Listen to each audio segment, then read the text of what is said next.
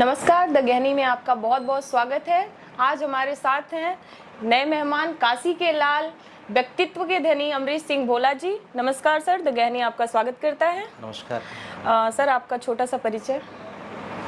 अमरीश सिंह भोला, प्रभारी हूँ हिंदू वाहिनी वाराणसी मंडल का, यहीं वाराणसी विकास प्राधिकरण बोर्ड में मेंबर हूँ। जी, धन्यवाद सर। अक्सर आपको योगी जी के साथ देखा जाता है, राजनीति में आने के पीछे आपके उद्देश्य क्या है?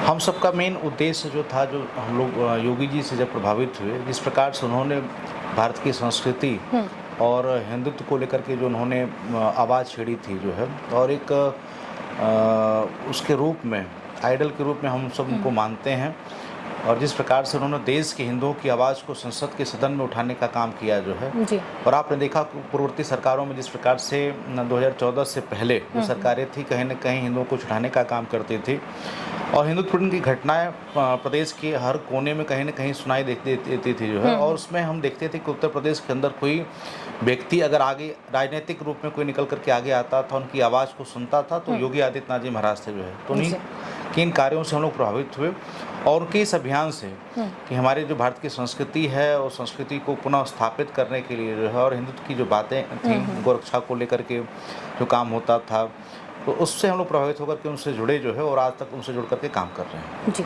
धन्यवाद सर। वाराणसी विकास प्राधिकरण में महिलाओं के लिए क्या क्या योजनाएं हैं? देखिए, वाराणसी विकास प्राधिकरण जो है, जैसे आवास से संबंधित ही काम है जो है, तो केंद्र की भी लगभग जो योजनाएं आती हैं, जैसे प्रधानमंत्री आवास है जो है, तो प्रधानमंत्री आवास तो महिलाओं के नाम से ही अलाट होता है, जो आवास अलाट होता है जो है। तो प्राधिकरण में विशेष तौर पे महिलाओं के लिए अलग से डेस्क है जो है, कि कोई बात होती है तो अलग से सुनने की उनकी व्यवस्था जो है। तो प्राधिकरण ने अपने स्तर पे महिलाओं के प्रति जो है बहुत सारी व्यवस्थाएं की हैं कि महिलाएं आए ऑफिस में, वहाँ पे किसी कार्य के लिए, तो उनको कोई असुविधा न हो, उनकी बात सुनी जाए, उनकी समस्या का निस्तारण किया जाए। जी। शहरी विकास के लिए जब योजनाएं बनाए जाते हैं, तब महिलाओं की जरूरत को ध्यान में रख के मतलब कितना कार्य किया जाता है? देखिए, केंद्र की सरकार आदरणीय मोदी जी के नेतृत्व में, प्रदेश की सरकार, दोनों सरकारें जो है बहुत ही संवेदनशील हैं इन सब कार्यों को लेकर के जो है। आपने देखा होगा केंद्र की सरकार ने 2014 में जिस प्रकार से महिलाओं को लेकर के उन्होंने उज्ज्वला योजना का उज्ज्वला को लेकर के उन्होंने काम किया जो है। वो उज्ज्वला योजना जो गैस सिलेंडर जो सबको प्राप्त होता है, तो महिलाओं के नाम से प्राप्त होता है। उसके अलावे भी तमाम ऐसे जो है योजनाएं सरकार ने लागू किए, जो महिलाओं को ध्यान में रखते हुए जो है कि महिलाओं को सुविधा न हो, और इस समय जो है कैसे उनको प्रमोट किया जाए, आगे बढ़ाया जाए जो है, महिला सशक्तिकरण की तरफ बढ़ा जाए जो है। तो केंद्र की सरकार ने बहुत ही सराहनीय काम किया, और साथ ही साथ उत्तर प्रदेश की सरकार ने भी कि योगदान से 2017 में जिस प्रकार से आपने देखा कि प्रदेश के अंदर परिवर्तन दिखाई दिया जो है महिला सशक्तिकरण को लेकर के, और तमाम योजनाएं उत्तर प्रदेश सरकार ने लागू की जो है, और खाली लागू कागजों पे ही नहीं, उसको धरातल पे ले आने का काम किया योगी जी के नेतृत्व में जो है। तो सराहनीय है, और आप सबको प्रत्यक्ष रूप से दिखाई भी दे रहा है। क्या आपको लगता है कि शहरों का विकास महिलाओं को केंद्र में रखकर किया जाता है? निश्चित तौर पे आज जो 2014 से लेकर के माननीय प्रधानमंत्री जी के नेतृत्व में जो भी योजनाएं बनी है, उसमें केंद्र बिंदु में कहीं न कहीं महिलाएं हैं जो है, और उनको ध्यान में रखते हुए, उनकी सुविधा का ध्यान रखते हुए जो है ये योजनाएं लागू की जाती हैं जो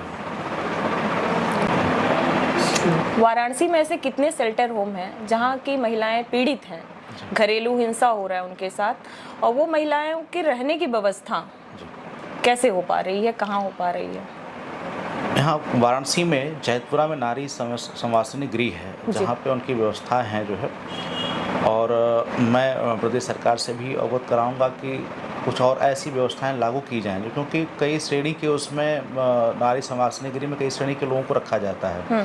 तो घरेलू हिंसा और तमाम प्रकार की जो चीज़ें और आ रही हैं सामने जो है, उनके लिए एक अलग व्यवस्था रखी जाए जी।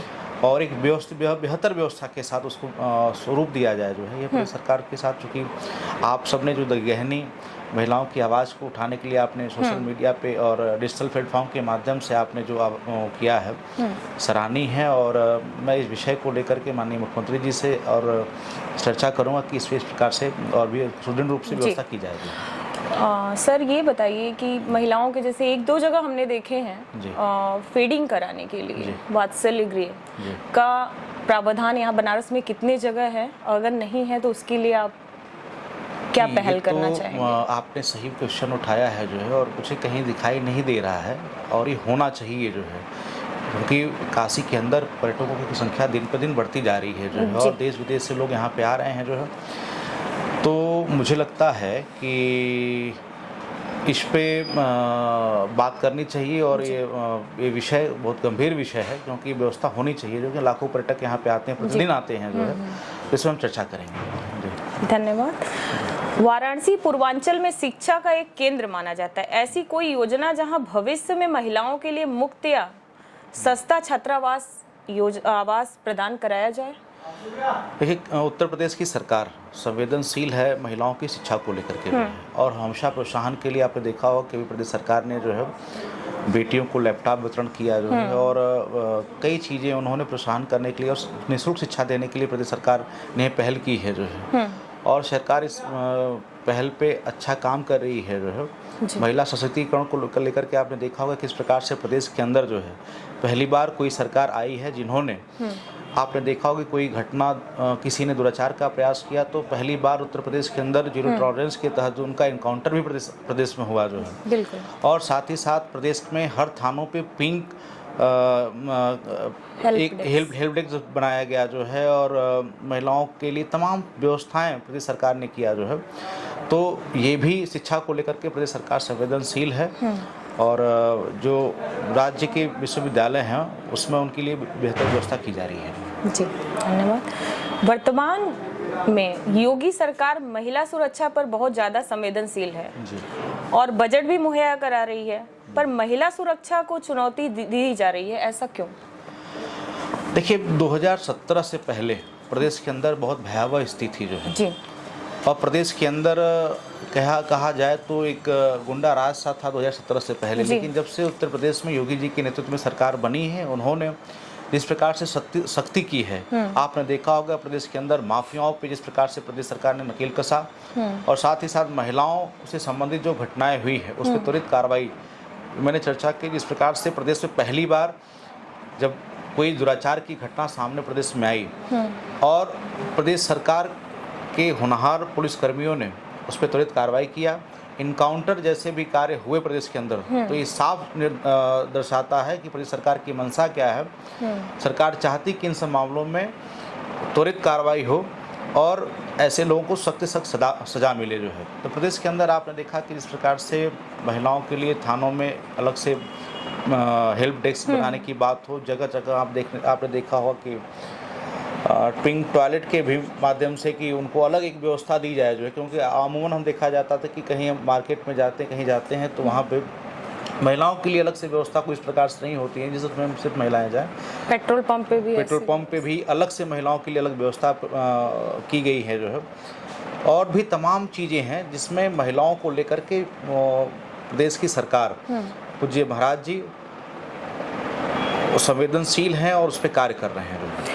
अगर आपको फैसला लेना हो तो महिलाओं की किस समस्या पर आप काम करना चाहेंगे? देखिए, तो जो मुझे वर्तमान समय में दिखाया जाता है दिख रहा है, 2017 में कानून व्यवस्था जो हमारी है देश की जो है, एक निर्णय लेने में बहुत समय लगाती है। एक कोई घटना होती, जैसे कि एक घटना हुई दिल्ली में, एक लड़की के साथ दुराचार होता है और आज तक उन पीड़ितों पे कार्रवाई सही ढंग से नहीं हो पाता जो है। तो मेरा मानना है कि अगर इस प्रकार के मामले सिद्ध होते हैं और सामने आ जाते हैं तो उनको आम पब्लिक के सामने उनको फांसी की सज़ा दी जाए, जिससे कि लोगों में दहशत हो कि और इस प्रकार की घटनाएं न करें जो है। तो इस पर फैसला ऑन द स्पॉट वाली स्थिति में जो है होना चाहिए जो है, उनको इतना लेंदी समय नहीं लगना चाहिए न्याय मिलने में जो है। और बाकी तो महिलाओं के लिए प्रदेश सरकार काम कर ही रही है, और शिक्षा को लेकर के मैं काम करना चाहूँगा जो है, जागरूकता लेकर के जिस प्रकार से महिलाओं को लेकर के एक जो शिक्षा को लेकर के लोगों की पढ़ाते नहीं हैं, शिक्षा में जोर देने की आवश्यकता है कि उनको शिक्षित किया जाए, क्योंकि बेटियां शिक्षित होंगी तो आने वाली पीढ़ियां भी शिक्षित होंगी जो इस बात को समझना होगा। और हमारी परिवार की महिलाएं अगर शिक्षित होंगी तो पूरा परिवार साथ साथ पूरा समाज अच्छे राह पे चलेगा जो है, क्योंकि कहा जाता है कि पहली शिक्षक कोई होता है तो वो माँ होती है जो है। तो महिला के रूप में, एक माँ के रूप में भी देखा जाए जो है, तो शिक्षा बहुत ज़रूरी है। और शिक्षित जब महिलाएं होंगी निश्चित तौर पर स्वावलंबी होंगी जो है, और उस दिशा में चलेंगी। जांच की मांग करते हैं, इसमें दोषी कोई भी हो, जो दोषी है, अगर महिलाएं, अगर वो महिला पहलवान आरोप लगा रही हैं, अगर उनकी सत्यता है, जांच हो, जो दोषी उस पर कार्रवाई हो। नहीं अगर राजनीतिक प्रेरित हो, अगर राजनीति से प्रेरित होकर के कोई इस पर कार्य कर रहा हो, तो उस पर भी कार्रवाई होनी, उसकी जांच होकर देश के सामने उसकी सच्चाई सामने आनी चाहिए कि आखिर में क्या सच्चाई है। जी सर, जो हाथरस का कांड हुआ था, जिसमें पुलिस ने रातों रात लाश को जला दिया, उस पे आपके विचार क्या है, क्या कहना चाहेंगे आप? देखिए, इतनी जल्दीबाजी नहीं करना चाहिए। प्रशासन, पुलिस ने कहीं ना कहीं गलती की है जो है। जब घटनाएं स्पष्ट थी तो उसकी जांच होती, परिवार के लोग जैसा चाहते वैसा करते जो है। आज इस प्रकार से प्रदेश की सरकार संवेदनशील है, उनकी सुरक्षा को लेकर के उनको एक अच्छा माहौल प्रदेश के अंदर है। कहीं न कहीं उन गलतियों से प्रदेश सरकार की छवि खराब करने का प्रयास किया गया है। खैर, सरकार ने भी उन दोषी लोगों पे कार्रवाई की है जिन्होंने ऐसी हरकत की जो है। ऐसा नहीं करना चाहिए। पहले परिवार संतुष्ट हो जाए, समाज संतुष्ट हो, उस प्रकार से काम करना चाहिए जो है। तो कहीं न कहीं जो जल्दबाजी हुई है वो गलत है, ऐसा नहीं करना चाहिए। सर, एंटी रोमियो स्क्वाड की ज़रूरत क्या है? देखिए, प्रदेश में 2017 में जब पूज्य महाराज जी की सरकार बनी, उनके नेतृत्व में, तो एक तो सच्चाई थी कि जो लड़कियों के साथ छेड़छाड़ होता था, कहीं न कहीं उससे केंद्र बिंदु कहीं न कहीं विद्यालय हुआ करते थे जो है। और कुछ लोगों का एजेंडा था, जो एजेंडे के तहत काम करते थे, लव जिहाद को लेकर के जो है। लव जिहाद एक बहुत बड़ी समस्या प्रदेश में बनकर के उभरी थी जो है। हिंदू बालिकाएं के साथ कुछ लोग जो है नाम बदल के, छल छद्म करके उनके साथ नाम बदल करके जो है प्रेम प्रसंग का एक वो करते थे। साथ उसके बाद जो है उनके साथ तमाम प्रकार की घटनाएं होती थी। और ये आए दिन सुनने में आता था कि इस विद्यालय के पास में यहाँ पे महिलाओं के साथ दुराचार हुआ या छेड़खानी हुई जो है। तो प्रदेश सरकार ने इसको गंभीरता से लिया, और आज उत्तर प्रदेश के अंदर जिस प्रकार से पूज्य महाराज जी ने कानून, ये एंटी रोमियो स्क्वाड टीम का गठन करके जो है कार्रवाई चलाना शुरू किया, इससे बहुत प्रभाव पड़ा जो है। और साथ ही साथ जो है ऐसे असामाजिक तत्वों को गरारा तमाचा भी लगा, और ऐसे लोगों पे कार्रवाई भी बहुत बड़े स्तर पे कार्रवाई हुई, और उसका पर्दाफाश भी हुआ कि यहाँ एक बड़े स्केल पे इस पे काम किया जाता था, और उसमें कहीं न कहीं विदेशी फंडिंग भी होती थी। बहुत बड़े राज का पर्दाफाश हुआ जो है कि एंटी रोमियो का ये अभियान बहुत सफल रहा। प्रदेश सरकार ने जो लागू किया जो है, इससे बच्चियां भी जो है, परिवार के लोग भी आज फ्री होकर के अपने बच्चियों को भी, कहीं ना कहीं एक तो जो शिक्षा का स्तर जो गिर रहा था महिलाओं को, बच्चियों को न पढ़ाने का, उसका कारण ये भी बनता था। लेकिन आज असुरक्षा का माहौल होने के नाते जो नहीं भेजते थे जो है। तो आज कहीं न कहीं जब एंटी रोमियो स्क्वाड की टीम गठित हुई, उस पर कार्रवाई प्रारंभ हुई प्रदेश सरकार के द्वारा, तो उसका बड़ा स्तर शिक्षा के मंदिर में बालिकाओं के प्रवेश का, वहाँ पे शिक्षा ग्रहण करने की संख्या बढ़ी है जो है। तो ये बहुत काफ़ी सराहनीय प्रयास रहा प्रदेश सरकार का जो है।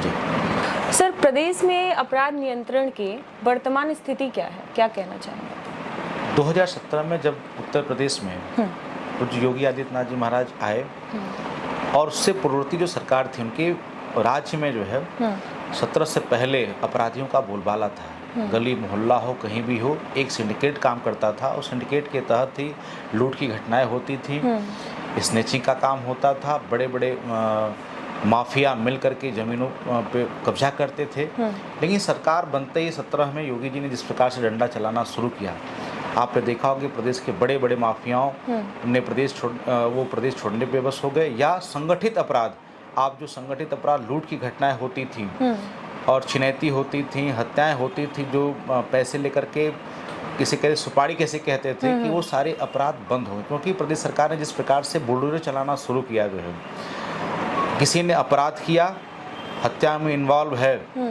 तो पहले बुलडोजर उसके घर पहुंचता है, उसके बाद तब कोई कार्रवाई और शुरू होती है जो है। प्रदेश सरकार ने जिस प्रकार से अपराधियों पे अपना बुलडोजर चलाने का काम किया, इससे कहीं न कहीं अपराध में कमी आई है। दूसरा, पहले पूर्ववर्ती सरकारों में FIR दर्ज नहीं होते थे, एफआईआर दर्ज न होने के कारण, क्योंकि कहीं न कहीं उनका अपराध में संलिप्तता उनके बड़े नेताओं का, जी। क्योंकि वो एक सिंडिकेट के तहत काम करते थे, तो एफआईआर दर्ज नहीं होती। आज सरकार ने कहा कि कोई भी शिकायत करता जाए उसका पहले एफआईआर दर्ज किया जाए, पहले उसको बढ़िया से, पहले आप बैठे आपके ऑफिस में तो पानी पिलाए, उसके बाद पानी पिलाने के बाद उसकी बात सुनी जाए, और अगर वो पीड़ित है तो उसका एफआईआर दर्ज करके संबंधित के खिलाफ कार्रवाई की जाए।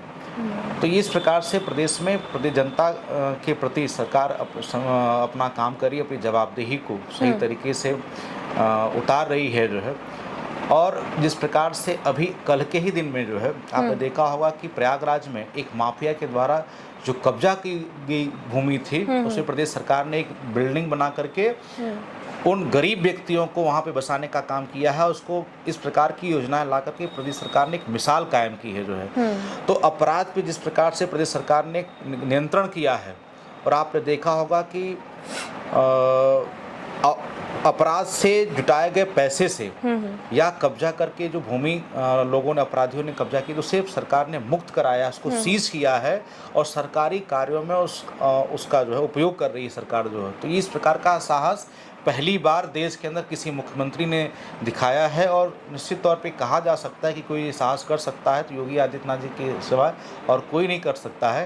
तो हम सब प्रदेशवासी अपने आप को सौभाग्यशाली भी मानते हैं कि हमको प्रदेश में इस प्रकार के मुखिया मिले, जिन्होंने प्रदेश के हर एक जनमानस को सुरक्षा उपलब्ध कराया, और चैन की नींद सोने के लिए जो है उन्होंने छोड़ा, और 24 घंटे वो प्रयासरत रहते हैं कैसे हमारे प्रदेश की जनता चैन की नींद सोए जो है। तो वो हमको महसूस हो रहा है कि जिस प्रकार से अपराध को नियंत्रित उन्होंने किया है।